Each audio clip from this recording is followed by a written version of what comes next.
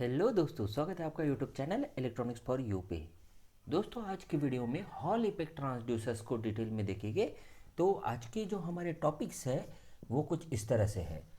सबसे पहले हम वर्किंग प्रिंसिपल देखेंगे, बाद में वर्किंग एडवांटेजेस, डिसएडवांटेजेस और applications of Hall effect transducers हम देखेंगे। तो आइए शुरुआत करते हैं आज के टॉपिक की।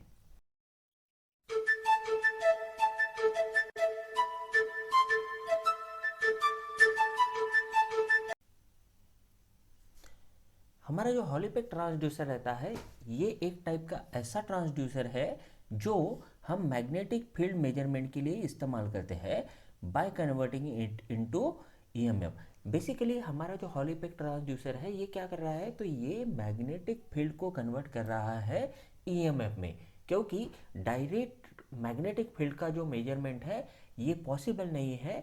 इसीलिए हम हॉल इफेक्ट ट्रांसड्यूसर इस्तेमाल करते हैं और फिर मैग्नेटिक फील्ड को हम इनडायरेक्टली मेजर करते हैं।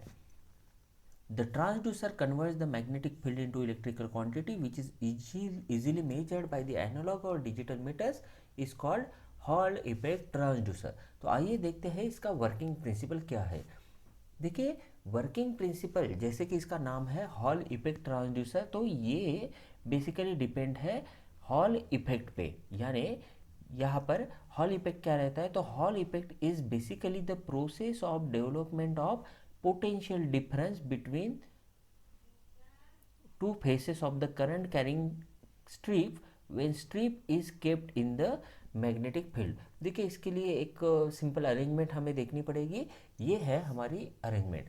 अब देखिए, इनिशियली ये जो मैग्नेटिक फील्ड है ये हम यहाँ पर अगर नहीं रखते हैं और एक मेटालिक स्ट्रिप लेते हैं या फिर एक सेमीकंडक्टर स्ट्रिप लेते हैं और इसके अक्रॉस अगर हम कुछ यहाँ पर सप्लाई लगा देते हैं, तो नॉर्मल कंडीशन में क्या होगा, यहाँ पर से सिंपली करंट स्ट्रेट लाइन में पास होगा।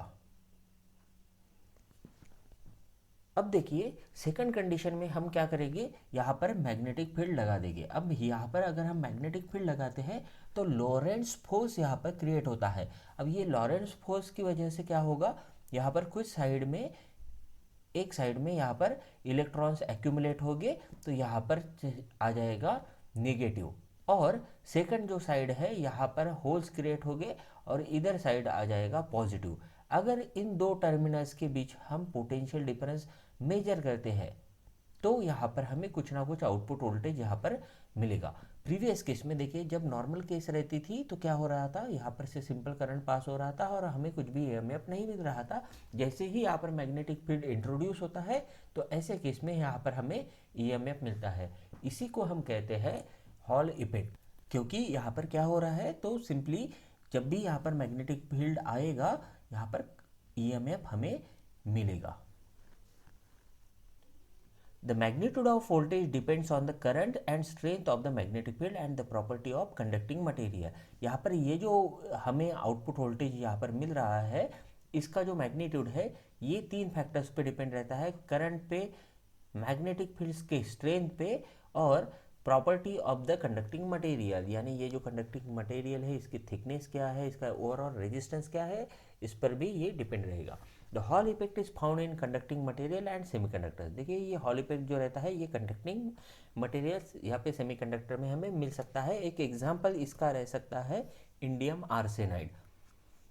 ये जो स्ट्रिप है ये सेमीकंडक्टर भी हो सकती है और कंडक्टिंग भी हो सकती है। सिर्फ यहाँ पर मैग्नेटिक फील्ड अगर इंट्रोड्यूस होता है तो यहाँ यहाँ पर हमें आउटपुट वोल्टेज मिलेगा। अब देखते हैं इसका वर्किंग के लिए सिंपल वही अरेंजमेंट है, सिर्फ यहाँ पर हमने जो स्ट्रिप ली है वो क्यूबिकल शेप में ली है, ऐसा हम यहाँ पर देख रहे हैं। और यहाँ पर 1 और 2 ये जो दो टर्मिनल्स है इस पर लगाया है एक बैटरी, और जो मैग्नेटिक फील्ड है ये यहाँ पर इन दो टर्मिनल्स के बीच में है। देखिए, द करंट सप्लाई 1 एंड 2 पे है, आउटपुट जो है हम 3 और 4 पे मेजर कर रहे हैं। यहाँ पर देखिए, ये जो VH है यानी हॉल इफेक्ट वोल्टेज जो है, ये VH यहाँ पर 3 और 4 के बीच में लगाया है, और ये जो मैग्नेटिक फील्ड है इस केस में इस इलेक्ट्रिक फील्ड को परपेंडिकुलर डायरेक्शन में लगाया हुआ है।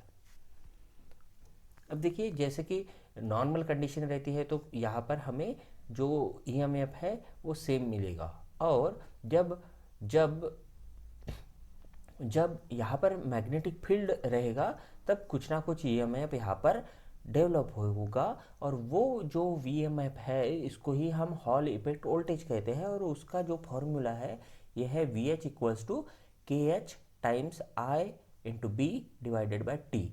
यहाँ पर देखिए हमारे जो पैरामीटर्स है के एच यानी हॉल इफेक्ट कोइफिशिएंट है, I current, B magnetic flux density, और टी यानी थिकनेस ऑफ द स्ट्रिप है। देखिए यहाँ पर टी इंडिकेट कर रहा है थिकनेस ऑफ द स्ट्रिप, ना कि टाइम। तो ये है overall working of Hall effect transducer. यहाँ पर ये जो फॉर्मूला है इसमें देखिए जो हमें आउटपुट वोल्टेज मिलता है ये बहुत कम क्वांटिटी का रहता है, और ये हमें माइक्रो वोल्ट्स में आउटपुट मिलेगा। अब माइक्रो वोल्ट्स का जो आउटपुट है हम जनरली मेजरमेंट के लिए इस्तेमाल नहीं कर पाते, इसीलिए हमें इसको एम्पलीफाई करना पड़ेगा, और हमें उसके लिए लगेगा एक एम्पलीफायर। हम कह सकते हैं यहाँ पर डिफरेंशियल एम्पलीफायर जैसे दिया है, ये हाई गेन का डिफरेंशियल एम्पलीफायर हम इस्तेमाल करेंगे, और फिर ये जो आउटपुट है इस्तेमाल कर पाएंगे फ्यूचर पर्पस के लिए।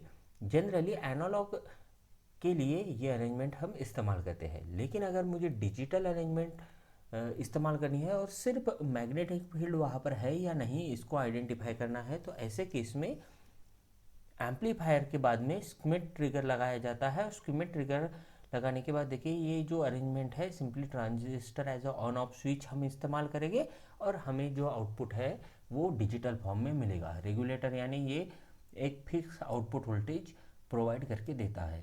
तो इस तरह से हॉल इफेक्ट ट्रांसड्यूसर वर्क करता है। ये ओवरऑल एनालॉग की अरेंजमेंट है, ऊपर वाली जो दिख रही है ये एनालॉग के लिए अरेंजमेंट रहेगी, और नीचे वाली जो अरेंजमेंट है सिग्नल की ये डिजिटल के लिए अरेंजमेंट है। तो इस तरह से ये हो गई वर्किंग। अब देखते हैं हॉल इफेक्ट सेंसर जो है वो कैसे दिखते हैं। तो सिंपल एग्जांपल है हॉल इफेक्ट सेंसर्स का, जो A3144 हॉल इफेक्ट सेंसर है। इसको अगर हमें इस्तेमाल करना है तो जैसे मैंने सर्किट अरेंजमेंट बताई है, तो ये यहाँ पर मॉड्यूल के फॉर्म में हमें डायरेक्टली मिल सकता है।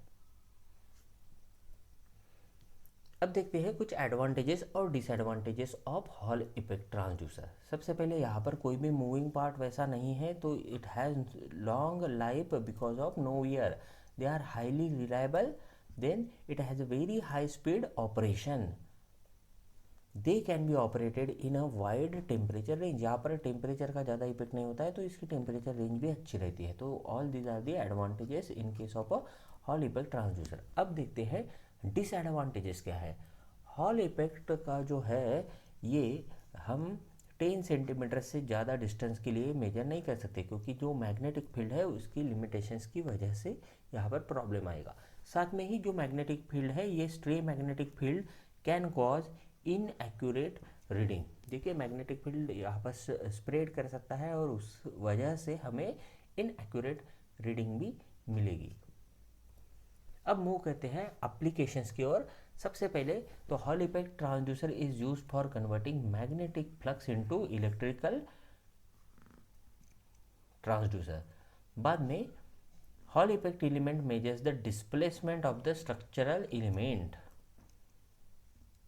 फिर इसे करंट मेजरमेंट के लिए भी इस्तेमाल कर सकते हैं विदाउट फिजिकल कनेक्शन। हमारा जो वी एच था उसके फॉर्मूला में ही ये इंक्लूड होता था। एक्चुअली क्या है के एच टाइम्स बी इंटू आई था और डिवाइडेड बाई टी था। तो यहाँ पर magnetic flux density than current भी हम मेजर कर सकते हैं। ये सिंपली हम फॉर्मूला से भी आइडेंटिफाई करके बता सकते हैं। Hall effect transducer is used for measuring power. अब करंट मेजर कर सकते हैं तो पावर भी मेजर कर पाएंगे। Power of the conductor, the current is applied across the conductor which develops the magnetic field. बाद में ये हमारे जो लैपटॉप स्क्रीन रहती है उसका ओपन और क्लोज भी डिटेक्शन के लिए इस्तेमाल कर सकते हैं। फर्दर हम इसको ही पावर सेविंग के लिए यूज़ कर सकते हैं। और नेक्स्ट जो है ये है it is used in encoded switches and rotary encoder. जब मैं यहाँ पर डिजिटल ट्रांसड्यूसर बताऊँगा उस वक्त ये इनकोडेड स्विच में कैसे इस्तेमाल करते हैं ये भी हम देखेंगे। तो इस तरह से all these are the applications of Hall effect transducer. दोस्तों आपको अगर ये वीडियो अच्छा लगा है तो लाइक कीजिए, कमेंट कीजिए और अपने दोस्तों के साथ शेयर कीजिए। अभी तक आपने चैनल को सब्सक्राइब नहीं किया है तो सब्सक्राइब कीजिए। Thank you.